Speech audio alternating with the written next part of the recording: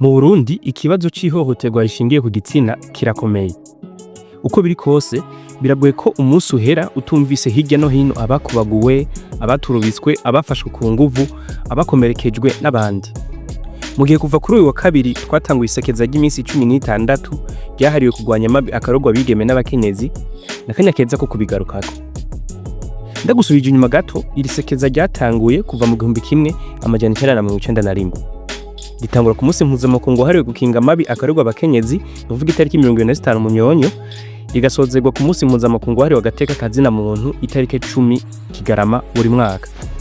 Intumbero y'iri sekeza no kurwanya Amabi, akorerwa abakenyezi uko hari kose, no kuvuga Amabi yo ku mubiri, Amabi yo mu mutwe psychologique, Amabi afatiye ku gitsina, ku butunzi n'ayandi, mu guhimiriza biciye mu makuriro, mu manama n'inzego zifata ingingo aba yatunganijwe n'abakorera muri ico gisata.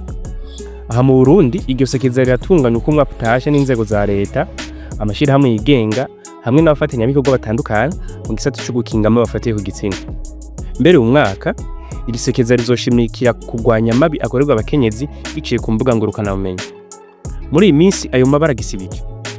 Mbere hari umwigeme aherutse kuyakorerwa, bivuga ko yoba yaranashatse kwiya ku buzima kubera amashusho yiwe amwerekana ubwambure yatembereye atavyifuza na gato. Uyu numwe muri benshi yamenyekanye.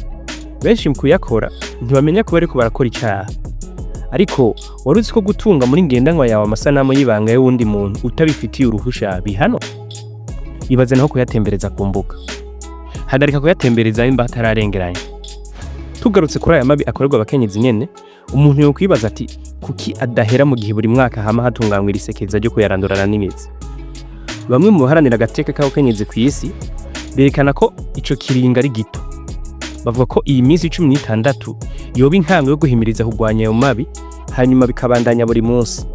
Yamara ngo amareta atari make ashira inguvu muri iyo minsi 16 gusa, inyuma yayo ukamengo byibagiwe canke ntihabe suivi yimbitse yiba vyapfundikiwe muri iryo sekeza.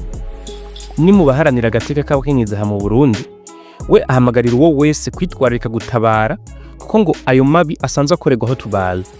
Ivete Nihora imbere wo mwishiye hamwe Indiro Action Center atera kama bayakorewe kutigera batinya kuyashira habona mu gutabaza, kuko ngo kenshi iyo batabaje hariho ingaruka mbi nyinshi zishobora kukingwa. Wewe ivy'Amabi akorerwa abakenyezi ubitahura gute?